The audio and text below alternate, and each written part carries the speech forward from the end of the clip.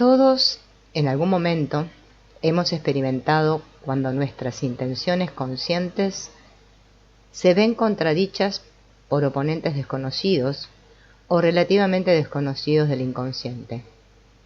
Quizá la manera más simple para definir la imaginación activa sea que ésta nos da la oportunidad de abrir negociaciones y de establecer con el tiempo una buena relación con estas fuerzas o figuras del inconsciente. En este sentido, la imaginación activa difiere del sueño, pues en la actividad onírica no tenemos control sobre nuestra conducta. Por supuesto, en la mayoría de los casos de la práctica analítica, entender los sueños es suficiente para restablecer un equilibrio entre el consciente y el inconsciente. Solo en ciertos casos se requiere algo adicional, pero consideraremos este punto con más detalle después. Antes de continuar, proporcionaré una breve descripción de las técnicas existentes que pueden ser usadas en la imaginación activa. La primera es estar solo y tan libre de perturbaciones como sea posible. Después, sentado, uno deberá concentrarse en ver u oír lo que surja del inconsciente. Una vez realizado esto, lo cual a menudo dista mucho de ser sencillo, se deberá impedir que la imaginación se sumerja en el inconsciente una vez más.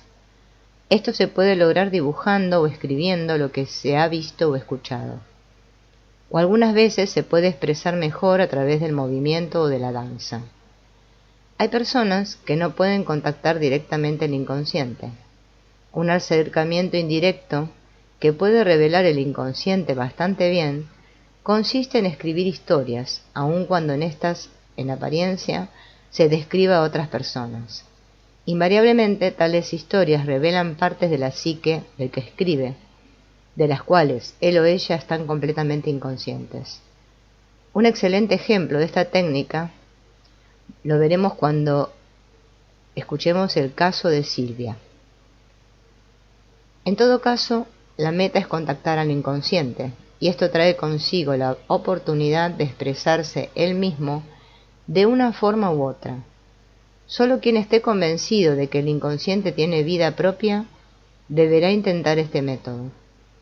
Es necesario superar en mayor o menor grado la estrechez de la conciencia para darle esta oportunidad al inconsciente y permitir a las fantasías que de alguna manera estén presentes, es decir, se tornen conscientes. Jung pensaba que el sueño siempre está ocurriendo en el inconsciente, pero que es necesario dormir para que cese la atención hacia las cosas externas y el sueño pueda registrarse en la conciencia. Como regla, el primer paso en la imaginación activa es aprender a ver u oír al sueño mientras estamos despiertos, por decirlo de alguna manera. Jung escribe lo siguiente en su comentario sobre el secreto de la flor de oro. Cada vez que se vaya a producir el material de la fantasía, deberá apagarse la actividad de la conciencia. En la mayoría de los casos, los resultados de estos esfuerzos no son muy alentadores al principio. Generalmente consisten en tramas tenues de fantasías que no indican con claridad su origen o su meta.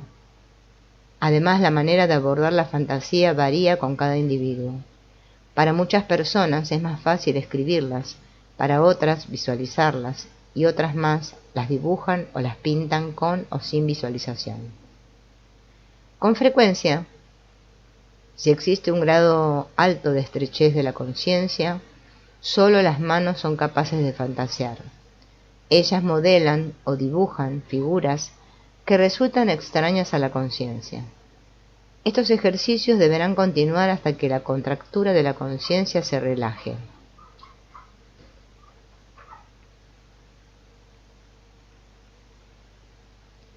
Esto es, que uno pueda permitir que las cosas sucedan, lo cual es la siguiente meta de este ejercicio. Haciéndolo así, se crea una nueva actitud, una actitud aceptante de lo irracional y lo incomprensible, simplemente por el hecho mismo de que está sucediendo. Una actitud como esta podría ser veneno para quien ya está avasallado por las cosas que le están pasando, pero puede ser de valor incalculable para quien elige, de todo lo que le está sucediendo, solo aquello que es aceptable a su juicio consciente, y por esto se ve sustraído gradualmente de la corriente de vida y conducido por una contracorriente hacia una situación de estancamiento. En otros escritos, Jung incluye movimiento y música entre los medios con los cuales es posible alcanzar estas fantasías. Señala que aun cuando el movimiento representa una ayuda para relajar la conciencia, es difícil darse cuenta de esto si no hay algo externo que lo registre. Es sorprendente la rapidez con la cual puede desaparecer de la conciencia los elementos provenientes del inconsciente.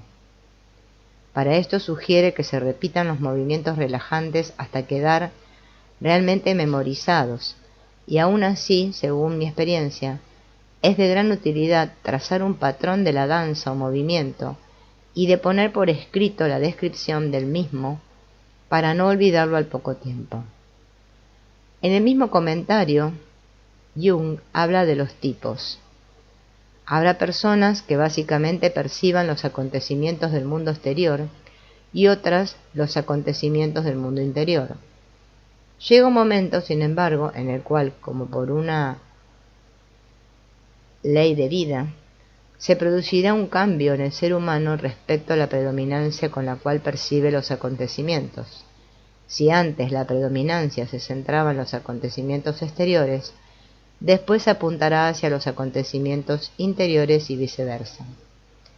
Este cambio en la naturaleza de la percepción lleva consigo un mejoramiento, una ampliación y un enriquecimiento de la personalidad, siempre y cuando los valores previos se retengan a través del cambio y estos no sean meras ilusiones. Si estos valores no se asumen con firmeza, el individuo oscilará demasiado hacia el otro extremo y se deslizará de la aptitud a la ineptitud, de la adaptación a la inadaptación, o incluso puede ir de la racionalidad a la locura. El camino no carece de peligros. Todo lo bueno cuesta y el desarrollo de la personalidad es de lo más costoso.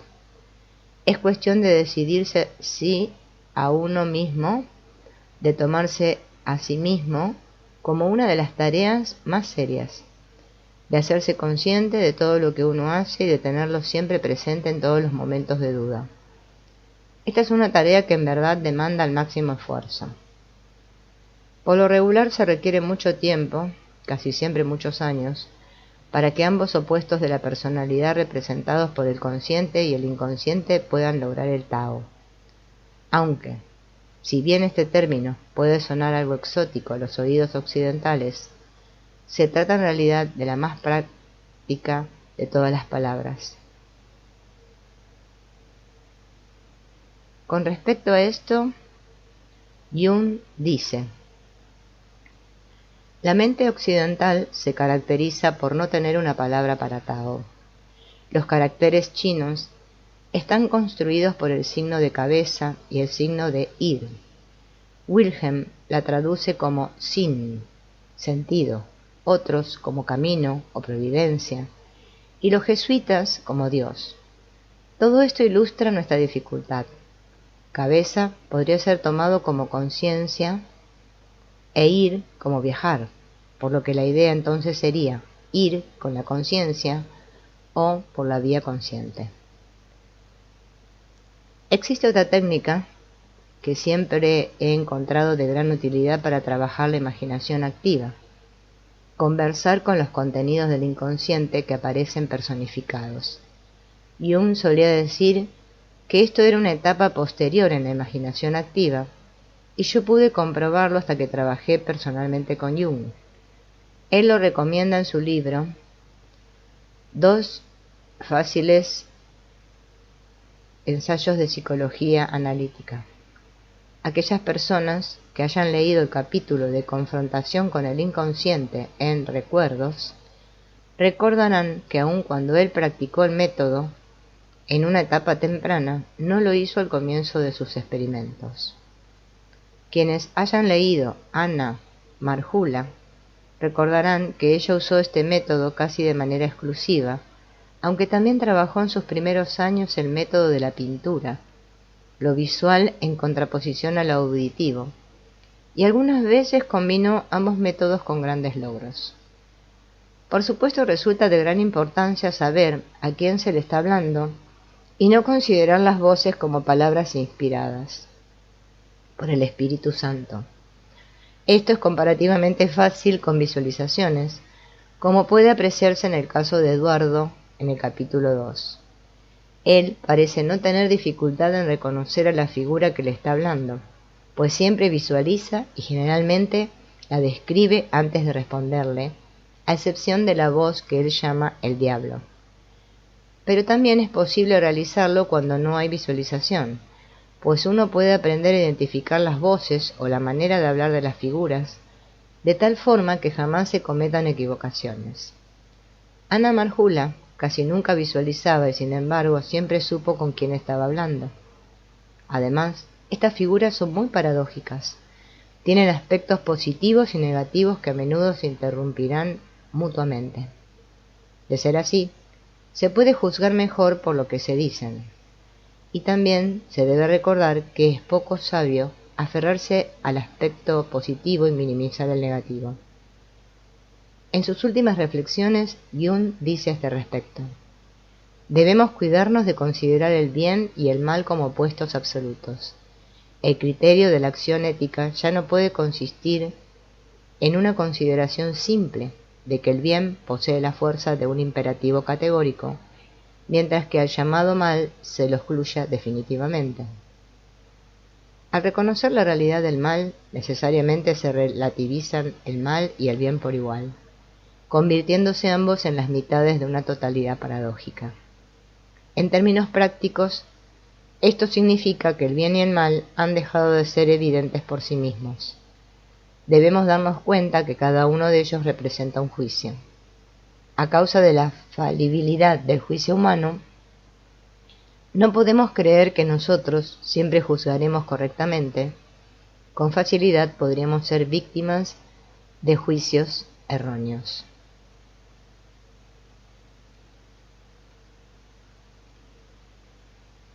El problema ético se ve afectado por este principio solo en la medida en que dudamos con respecto a las evaluaciones morales. Sin embargo, debemos tomar decisiones éticas. La relatividad del bien y del mal de ninguna manera significa que estas categorías sean invalidadas o que no existan. El juicio moral está siempre presente y contiene ciertas consecuencias psicológicas características. En la imaginación activa resulta de suma importancia recordar esto, aun cuando ello se agregue a las dificultades propias del método.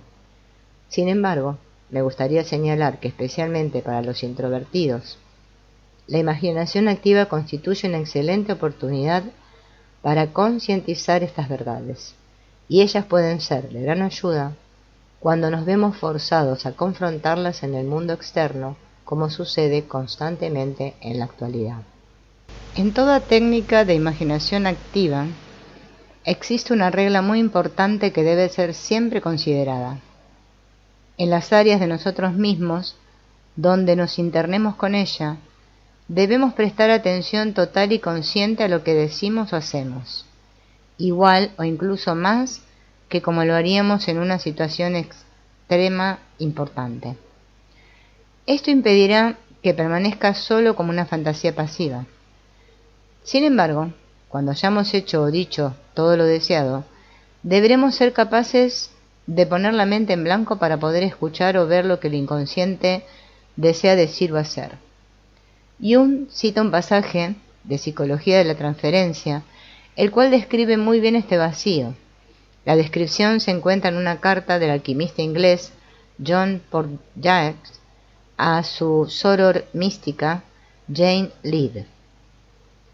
Por consiguiente, si se entrega la voluntad humana y uno se vuelve paciente y permanece quieto como si estuviera muerto, la tintura, deberíamos decir el self, obrará y afectará a todos nosotros en nuestro favor, siempre y cuando podamos mantener nuestros pensamientos e imaginación quietas o hacernos a un lado.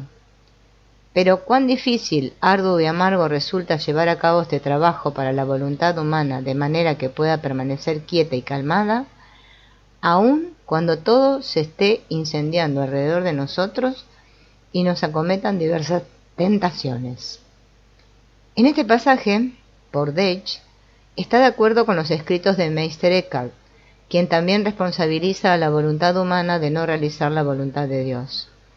Si nos examinamos cuidadosamente, nos daremos cuenta de que cuando nos empecinamos en que las cosas sean a nuestra manera, nos encontraremos ante la causa de no poder ni escuchar ni ver lo que el inconsciente desea revelarnos. Alcanzar la condición perdurable descrita por Bordage implica el trabajo de toda una vida. He visto solo a una persona lograrlo, el propio Jung, e incluso él no lo alcanzó hasta después de su larga enfermedad en 1944, cuando tenía cerca de 70 años, y con respecto a esto dijo: «Mi enfermedad me trajo algo más. Podría formularlo como la afirmación de las cosas tal como son, un sí incondicional a todo lo que existe, sin protestas subjetivas, la aceptación de las condiciones de la existencia, como las veo y las comprendo, y la aceptación de mi propia naturaleza tal como soy». Afortunadamente, lograr ver o escuchar los puntos de vista del inconsciente es algo más sencillo que lo anterior, y es absolutamente esencial para la técnica de la imaginación activa.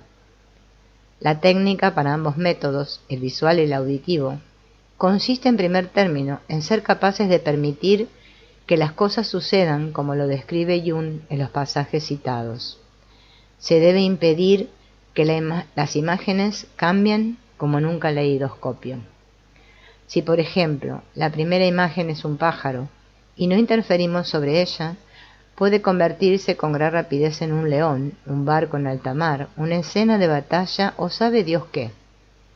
La técnica consiste en estar atento a la primera imagen y en no permitir que el pájaro escape hasta que no nos haya explicado por qué apareció, cuál es el mensaje que nos trae desde el inconsciente o qué desea saber de nosotros.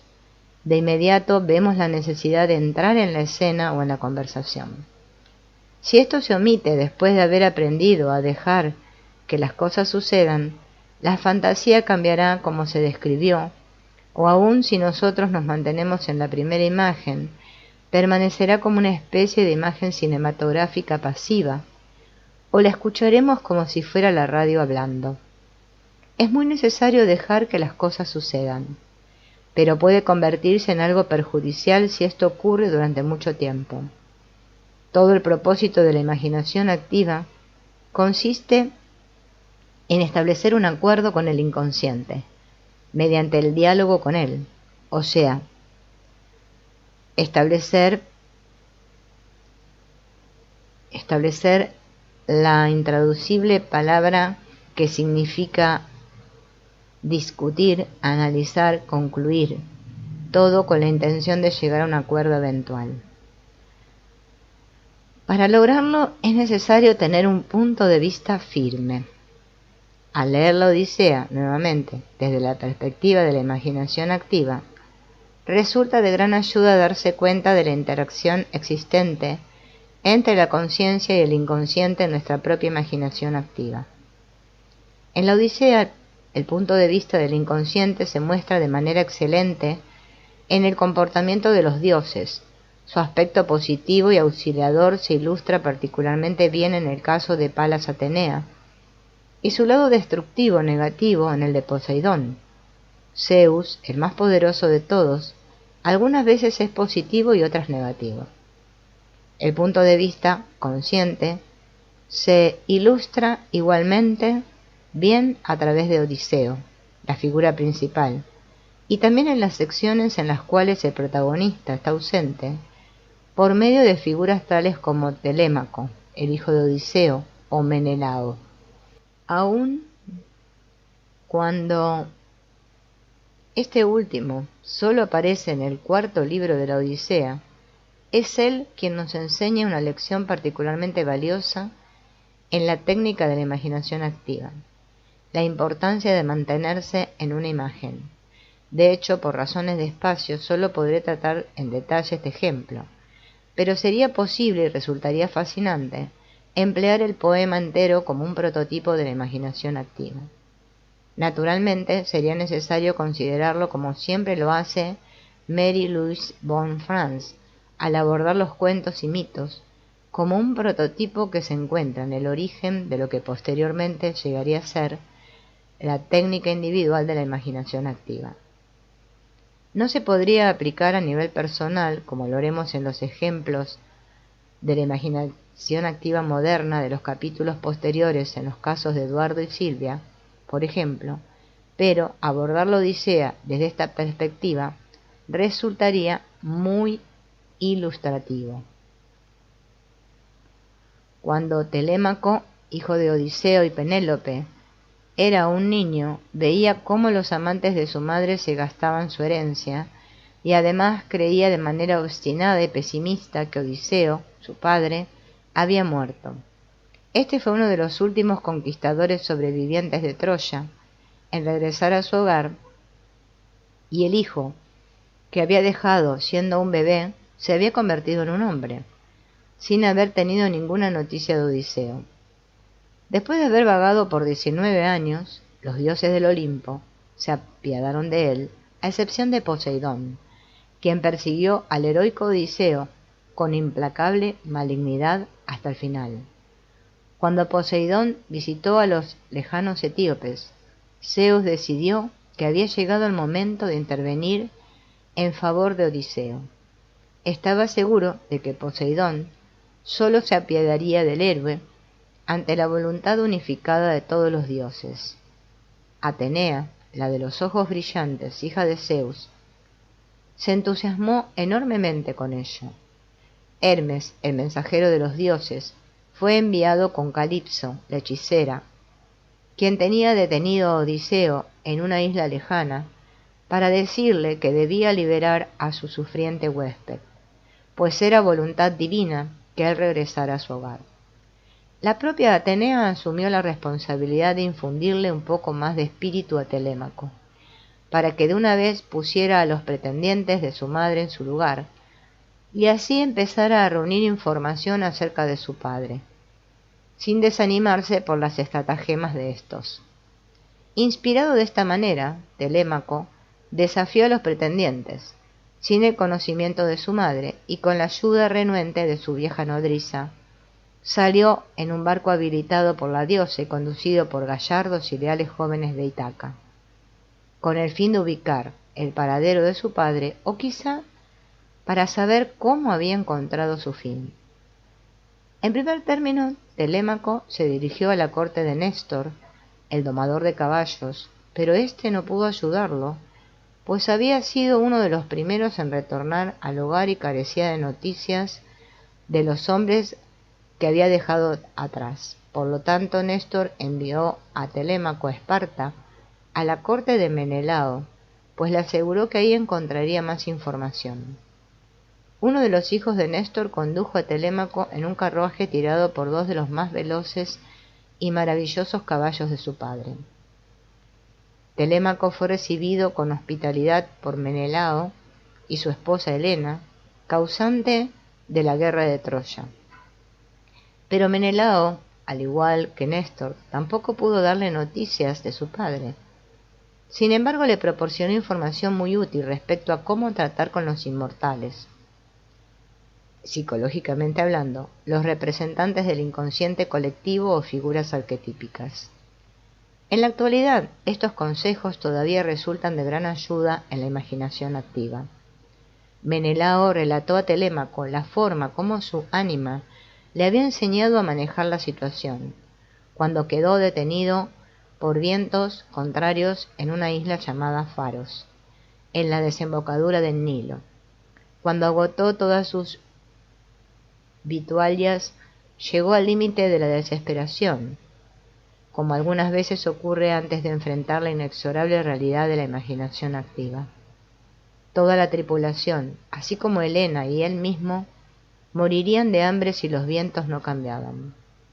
Un día, mientras caminaba con gran desaliento por la playa, se le acercó la bella Eidotea, hija del poderoso Proteo, el viejo hombre del mar, Primero lo regañó severamente por su falta de iniciativa y por haber permitido que lo capturaran en esa isla, donde se debilitaban cada día más. Menelao le aseguró que deseaba irse. Sin embargo, pensaba que había ofendido de alguna manera a los inmortales y por eso le negaban los vientos favorables. La gentil diosa le dijo que sólo Proteo, su padre, podría decirles cómo regresar a su hogar. Menelao debería ponerle una trampa y forzarlo a explicarle toda la situación. Menelao le suplicó le dijera cómo atrapar al misterioso y viejo ser. La diosa le ilustró cómo debería hacerlo. A la mañana siguiente, Menelao, acompañado de los 3 mejores hombres de su tripulación, se encontró con ella, como habían quedado el día anterior. Se reunieron a la entrada de la cueva donde Proteo acostumbraba a dormir la siesta del mediodía después de contar sus focas, de la misma manera como el pastor cuenta sus ovejas. La diosa entonces cubrió a los 4 hombres con las pieles de 4 focas recién desolladas y las colocó en madrigueras cavadas por ella en la arena, llenando sus fosas nasales con un polvo de olor dulzón, para que pudieran soportar el hedor de los monstruos de las profundidades. Después los dejó solos para que siguieran sus instrucciones. Toda la mañana, tal como ella lo predijo, salieron continuamente del mar manadas de focas y se echaron alrededor de ellos. El viejo apareció al mediodía y encontró a todas sus gordas focas aguardándolo. Contó a los 4 hombres sin sospechar nada y se metió en su cueva a dormir la siesta del mediodía. Este era el momento esperado. Cuando empezaba a dormirse, los 4 hombres lo amordazaron y ataron firmemente. Con anterioridad, Eidotea le había advertido a Menelao de la habilidad y astucia de Proteo. Estas cualidades no lo habían abandonado y se transformó primero en un león de gran melena, luego en serpiente y más tarde en pantera y en un jabalí gigante. También se transformó en arroyuelo y en un gran árbol frondoso. Pero ellos lo sujetaron con sus dientes como si fuera el resabio de un caballo. Después, tal como lo predijo la diosa, se cansó de su repertorio mágico y retomó su propia forma. Rompiendo el silencio, hizo preguntas y permitió que Menelao a su vez le preguntara. Entonces reveló que Menelao había cometido una equivocación al abandonar Troya tan rápido. Debió haberse quedado y ofrecido suntuosos sacrificios a Zeus y al resto de los dioses, si deseaba volver a casa pronto atravesando el Mar Rojo. Ahora lo único que podía hacer era retornar a Egipto para hacer ofrendas ceremoniales a los dioses eternos. Cuando Menelao escuchó que tendría que hacer un largo y extenuante viaje por los mares brumosos de Egipto, sintió una gran tristeza, pero sabiendo que no tenía escapatoria, prometió a Proteo seguir sus consejos. Posteriormente, continuó preguntando sobre la seguridad de sus compatriotas que él y Néstor habían dejado en Troya. Proteo, después de advertirle que derramaría lágrimas, le proporcionó la información deseada, de la cual mencionaré 2 ejemplos. Agamenón, el hermano de Menelao, fue asesinado por Clitemnestra 1 o 2 horas después de haber llegado a su casa, pues su mujer y Egisto, el amante de ésta, lo traicionaron. Clitemnestra era hermana de Helena. Los 2 hermanos se habían casado con las 2 hermanas. El segundo caso es el más importante para Telémaco. Su padre Odiseo, desafortunadamente, había sido tomado prisionero en una isla por la hechicera Calipso. Después de haber pasado un tiempo espléndido con Menelao, Palas Atenea le dijo a Telémaco que ya era hora de irse a casa. Ella lo guió por un camino sinuoso, con el fin de evitar la trampa preparada por los infames pretendientes para matarlo. En lugar de permitirle regresar a su hogar, lo condujo hacia la cabaña de su leal porquero, donde encontró a su padre, quien por fin había retornado a Ítaca después de haber vagado durante 19 años, disfrazado de mendigo.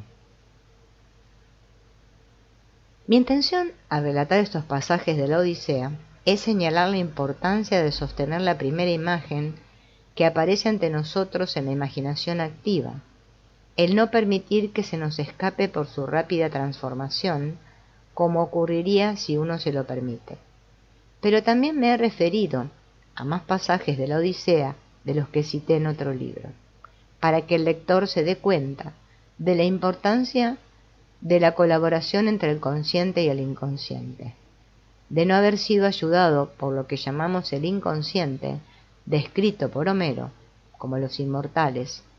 ¿Qué oportunidad hubiera tenido Menelao o Telemaco de regresar a casa sin el conocimiento proporcionado por Proteo o Menelao? ¿Hubiera sido posible que Menelao regresara a Egipto cuando él mismo señaló que sufriría mucho al hacerlo? Sin embargo, únicamente en Egipto él pudo ofrecer los más suntuosos sacrificios para apaciguar a los dioses, a fin de que éstos le enviaran vientos favorables. Y Telémaco, sin duda, hubiera sido asesinado debido a la trampa tendida por los pretendientes de no haber sido guiado por Palas Atenea.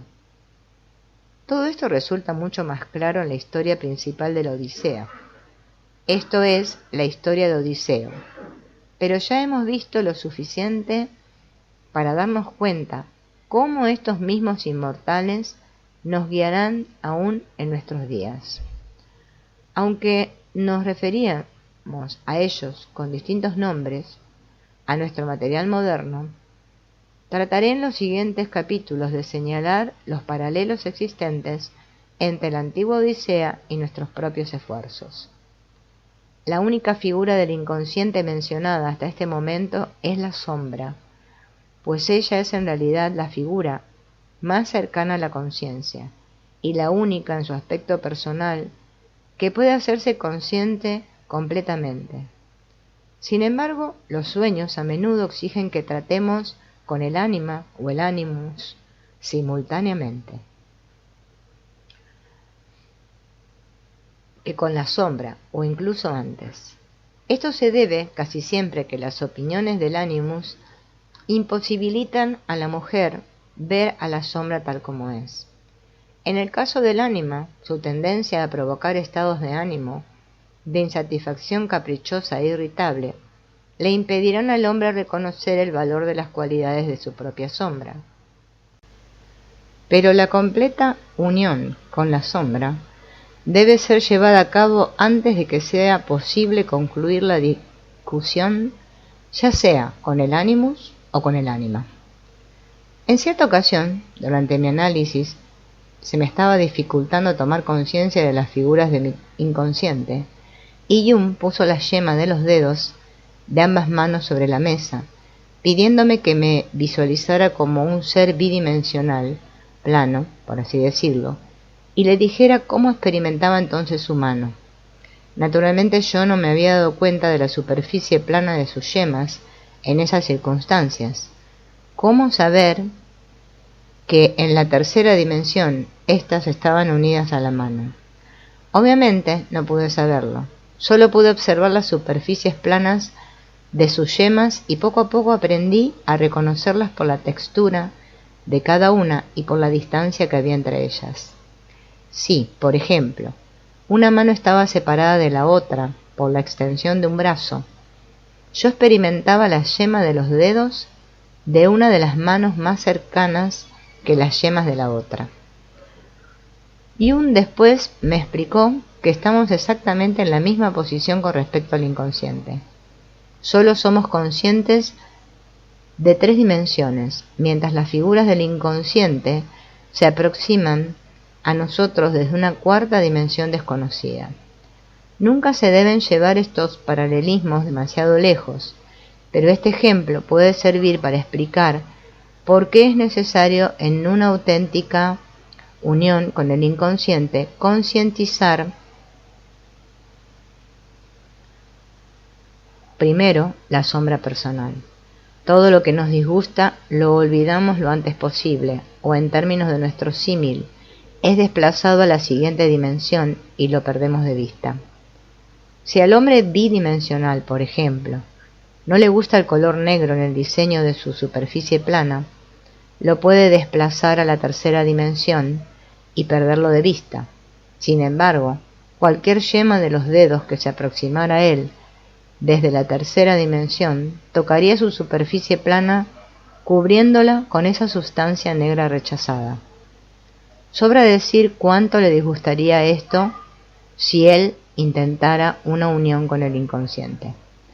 Lo anterior nos muestra por qué es de sabios conocer nuestra sombra personal lo más profundamente posible antes de enfrentar las figuras distantes de nuestra psique. Ya hemos visto que la sombra puede representar todo lo inconsciente mientras existan factores personales desconocidos para nosotros, los cuales pueden contaminarse con la sombra arquetípica. Pero la siguiente figura más cercana a nosotros es el animus o el ánima, la cual únicamente tiene un aspecto personal y es una figura muy importante del inconsciente colectivo. Esta es la razón por la cual podemos interpretar a los dioses y diosas en la Odisea como figuras de animus o de ánima. La concepción de figuras conscientes, tales como Odiseo, Telémaco y Menelao, era mucho más ambivalente que la nuestra con respecto a la humanidad y de sus dioses, los cuales eran a la vez positivos y negativos en igual medida.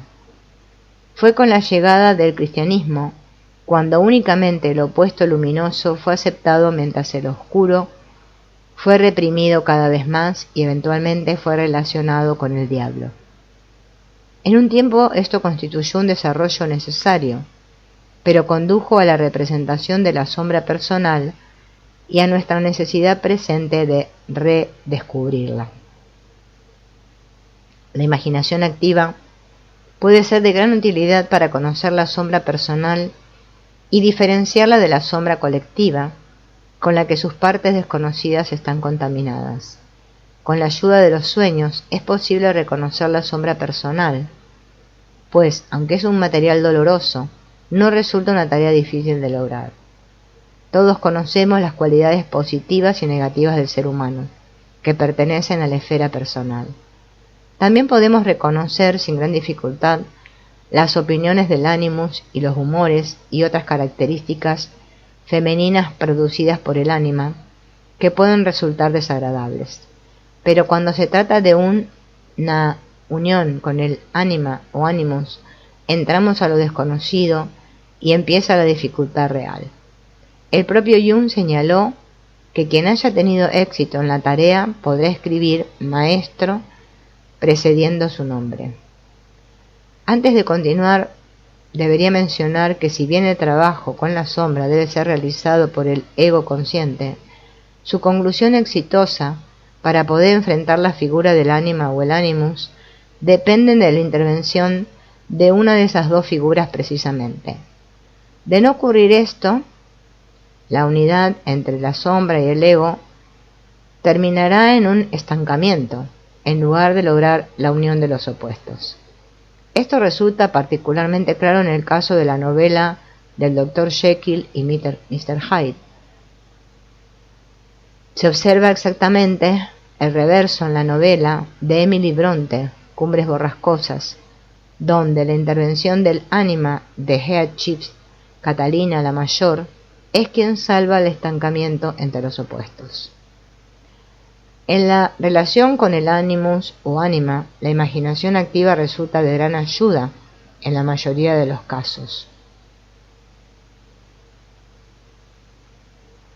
Veremos esto de una manera muy clara en el caso de Eduardo, en el siguiente capítulo, aunque este caso es una excepción, en la cual esta relación con el ánima precede el trabajo con la sombra. En el caso de Ana Marjula, Ana nos muestra un desarrollo más común, pues mientras trabajaba con el Animus, la sombra interviene en todas aquellas áreas que no ha visto en su propia psicología. El desarrollo también muestra claramente que la relación entre la mujer y el Animus finalizará en un estancamiento si no se busca y encuentra la ayuda del Self. Todas las conversaciones de Ana con la Gran Madre muestran el papel tan importante que juega esta figura. A pesar de que el tema principal sea la relación con el Animus especialmente destructivo, en el caso de Ana, las últimas conversaciones de ella con el Gran Espíritu muestran una relación total y poco común con el lado positivo del Animus, otra vez auxiliada por la figura de la Gran Madre. Esto le fue premiado con una vejez tranquila y feliz, aunque la mayoría de las personas, en circunstancias semejantes, encontrarían muchos motivos por los cuales quejarse. No obstante, ella me ha escrito varias veces para decirme que es feliz más que nunca antes en su vida. Todavía podría decirse mucho más, y de mejor manera, sobre este material más adelante, con lo cual resultará más evidente y en consecuencia más convincente.